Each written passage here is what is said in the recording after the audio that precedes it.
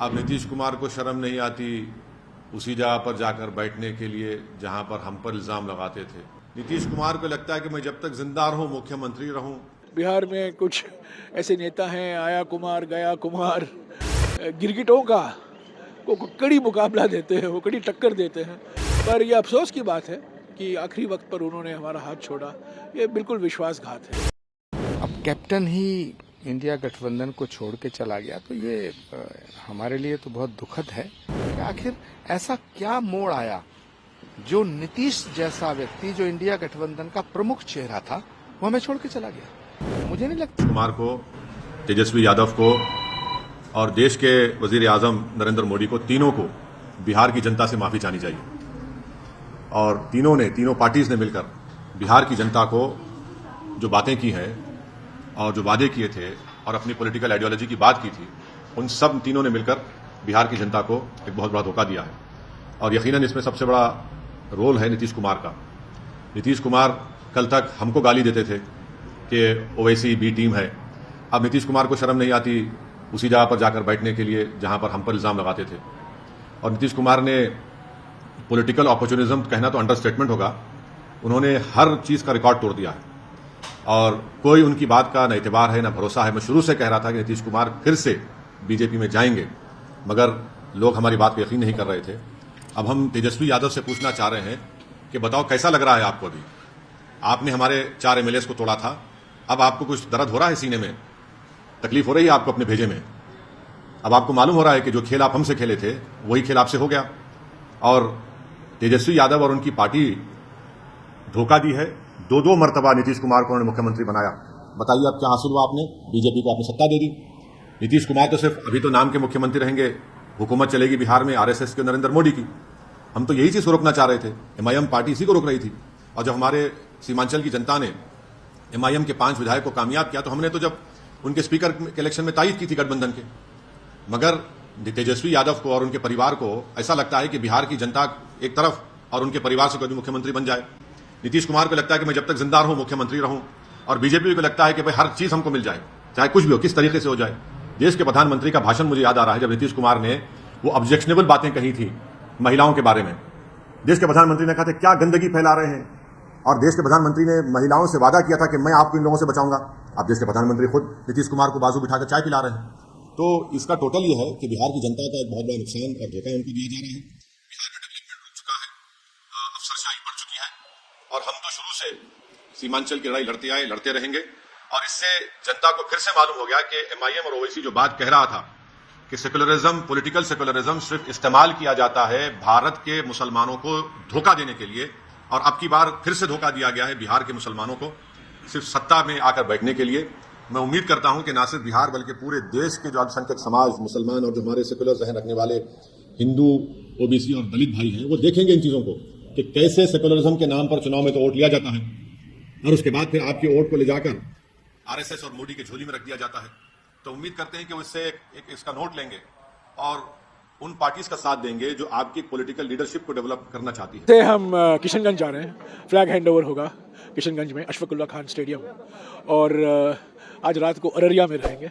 पूर्णिया और किशनगंज से होकर पूर्णिया से होकर अररिया, और परसों यानी 31 को मालदा, मुर्शिदाबाद, बीरभूम वापस लौट आएंगे। और उसके बाद हम झारखंड में प्रवेश होंगे। झारखंड में हम 5 तारीख को या 6 तारीख को एक पब्लिक रैली का आयोजन करने वाले हैं, जिसमें हमारी उम्मीद है कि कांग्रेस अध्यक्ष भी मौजूद होंगे। सर, लेकिन अगर पश्चिम बंगाल में यहाँ रैली भी चल रही है, यहाँ के सीएम को आपने इनवाइट किया है क्या? नहीं, सीएम को इनवाइट किया है। हाँ, इनवाइट किया है ज़मीनी स्तर पर। कल तो जलपाईगुड़ी और सिलीगुड़ी में जो पदयात्रा हुआ, 2 किलोमीटर का पदयात्रा जलपाईगुड़ी में हुआ, 2 किलोमीटर का पदयात्रा सिलीगुड़ी में हुआ, और हमें उम्मीद ही नहीं थी कि इतनी भारी मात्रा में महिलाएं, युवा, बुजुर्ग, बच्चे सभी लोग सड़क पर आए हैं, उतरेंगे, छत पर खड़े हुए हैं, बालकनी पर खड़े हुए हैं, भारत जोड़ो न्याय यात्रा का स्वागत कर रहे हैं। मैं नहीं कह रहा हूँ ये सब लोग हमें वोट देंगे, वोट नहीं, पर ये रिस्पॉन्स है ना, ये कितना ऊर्जा था वहाँ और इतना उत्साह था। नहीं, देखिए, ये इससे सीट शेयरिंग, इससे चुनाव का क्या असर होगा, ये हमारे संगठन पर निर्भर करता है। जमीनी स्तर पर अभी भी कल हमारे कुछ पोस्टर निकाले गए, हमारे कार्यकर्ता नाखुश हैं, हमारे कार्यकर्ता नाराज हैं, पर ममता जी तो इंडिया गठबंधन का एक बहुत महत्वपूर्ण हिस्सा है ना तृणमूल कांग्रेस, और वो इंडिया गठबंधन उन्होंने कहा, दोहराया है कि मैं इंडिया गठबंधन के हिस्सा होकर ही लड़ूंगी, मैं इंडिया गठबंधन को और मजबूत करूंगी। पर ज़मीनी स्तर पर जो लड़ाई हो रही है तृणमूल कांग्रेस के कार्यकर्ता और कांग्रेस के कार्यकर्ताओं के बीच में, ये मैं समझता हूँ कल थोड़ा हमारे लिए, मेरे लिए भी परेशानी हुई। मैंने उनको समझाया कि ये गठबंधन जो है राष्ट्रीय स्तर का गठबंधन है। राज्यों में हम लड़ाई कर सकते हैं, जैसे कि केरला में हम वामपंथियों के साथ लड़ते हैं, गालियाँ देते हैं, शोर शराफा होता है, एक दूसरों से हम लड़ते रहते हैं, पर राष्ट्रीय स्तर पर हम लड़ते नहीं हैं। तो ऐसे ही कुछ फॉर्मूला हमें ढूंढ निकालना होगा। पर मैं जरूर कहूँगा कि जलपाईगुड़ी में और सिलीगुड़ी में कांग्रेस जीवित है। ये तो हमारा कांग्रेस का गढ़ रहा है सालों से, पर कुछ कमजोर हो गए हम। और कल दार्जिलिंग से भी एक हमरो पार्टी है, दार्जिलिंग की हमरो पार्टी, उन्होंने कहा कि हम कांग्रेस का समर्थन करेंगे, इंडिया गठबंधन का समर्थन करेंगे। तो ये हमारे लिए एक सकारात्मक रुझान है। काफी साल से आज आप लोग बिहार इंटर करेंगे, वहाँ सरकार बदल चुकी है, जेडीयू की लीडर से एलिगेशन लगाया जा रहा है कांग्रेस तोड़ने की कोशिश कर रही है। कोई तोड़ने की कोशिश नहीं हमने की। 23 तारीख को नीतीश कुमार जी ने बैठक बुलाई पटना में, 18 पार्टियां वहाँ मौजूद थी, मुंबई में बैठक हुई, बेंगलुरु में बैठक हुई, सभी बैठकों में नीतीश कुमार जी मौजूद थे, उन्हें कोई संकेत नहीं दिया। पर बिहार में कई नेता मौसम वैज्ञानिक होते हैं। बिहार में कुछ ऐसे नेता हैं, आया कुमार गया कुमार, जो गिरगिटों का वो कड़ी मुकाबला देते हैं, वो कड़ी टक्कर देते हैं। पर ये अफसोस की बात है कि आखिरी वक्त पर उन्होंने हमारा हाथ छोड़ा। ये बिल्कुल विश्वासघात है। और बिहार की जनता उनको और उनके जो उनको नचाने वाले जो बैठे हुए हैं, जो मुहूर्त ढूंढते हैं दिल्ली में बैठकर, 14 तारीख को जब भारत जोड़ो न्याय यात्रा निकाला गया मणिपुर से, उस दिन मिलिंद देवरा को उन्होंने भगा कर ले गया। आज जब हम बिहार में प्रवेश होने वाले हैं, कल नीतीश कुमार को उन्होंने भगाया। तो ये सब सही वक्त पर बिहार की जनता, जागृत जनता, नीतीश कुमार जी और प्रधानमंत्री, अब कैप्टन ही इंडिया गठबंधन को छोड़ के चला गया, तो ये हमारे लिए तो बहुत दुखद है। आखिर ऐसा क्या मोड़ आया जो नीतीश जैसा व्यक्ति, जो इंडिया गठबंधन का प्रमुख चेहरा था, वो हमें छोड़ के चला गया। मुझे नहीं लगता कि अब इंडिया अलायंस नाम की कोई चीज बची है। इसके कई कारण हैं, लेकिन मुख्य कारण जो मैं देख पा रहा हूँ, एक तो राम मंदिर के निमंत्रण को ठुकराना। जो इंडिया गठबंधन को बनाने वाले लोग हैं और जिनके ऊपर जिम्मेदारी थी, ये उनकी असफलताओं का परिणाम है, ये उनके निकम्मेपन का परिणाम है। लेकिन नीतीश कुमार जी एक बहुत ही सुलझे हुए राजनेता हैं, बहुत वरिष्ठ हैं, और उनका इस तरह से इंडिया गठबंधन को छोड़ के जाना, क्योंकि इंडिया गठबंधन के एक प्रमुख चेहरे थे वो, या यूं कहिए उसके संस्थापक सदस्य जैसे होता है। अब कैप्टन ही इंडिया गठबंधन को छोड़ के चला गया, तो ये हमारे लिए तो बहुत दुखद है। लेकिन चिंतन इस बात का करना चाहिए कि ये नौबत क्यों आई। उन नेताओं के खिलाफ कार्रवाई होनी चाहिए जो इंडिया गठबंधन में कोऑर्डिनेट कर रहे थे। आखिर ये कौन लोग हैं? क्या इन्हें पॉलिटिक्स की समझ नहीं है? क्या ये सहयोगी दलों का सम्मान करना नहीं जानते हैं? क्या ये उनसे ठीक कोऑर्डिनेशन नहीं करते हैं? क्या ये राहुल गांधी जी को और खड़गे जी को ठीक ब्रीफ नहीं कर पाते हैं? भाई, पंजाब में आम आदमी पार्टी ने हमें दिखा दिया, ममता जी ने बंगाल में दिखा दिया, अखिलेश जी ने भिक्षा स्वरूप, जैसे भीख में देते हैं ना 11 सीट देने की बात, कांग्रेस पार्टी 11 सीटों पर लड़ेगी और समाजवादी 70 पर लड़ेगी। अब बिहार नीतीश कुमार जी ने पलटा ही मार दिया, पूरा तख्ता पलट कर दिया, पूरब से पश्चिम हो गए।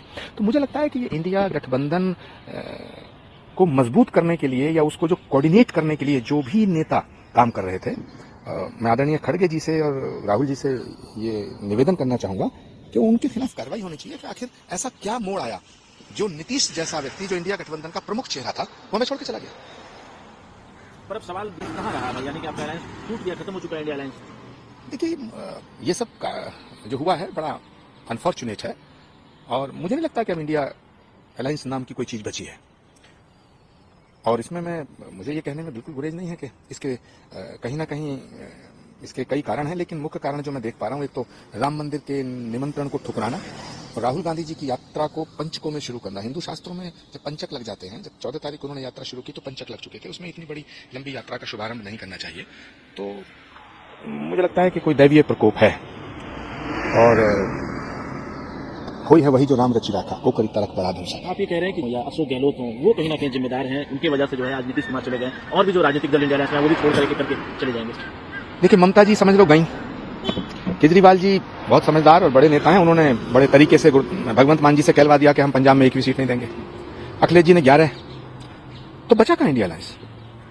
और मुझे लगता है कि अभी और भी कई बड़े विकेट हैं जो गिरेंगे। मैं तो किसी कन्वर्सेशन का हिस्सा नहीं हूं, लेकिन जो हमारे शास्त्रों में एक कहावत है, प्रत्यक्षम किम प्रमाणम, प्रत्यक्ष को प्रमाण की आवश्यकता नहीं होती है।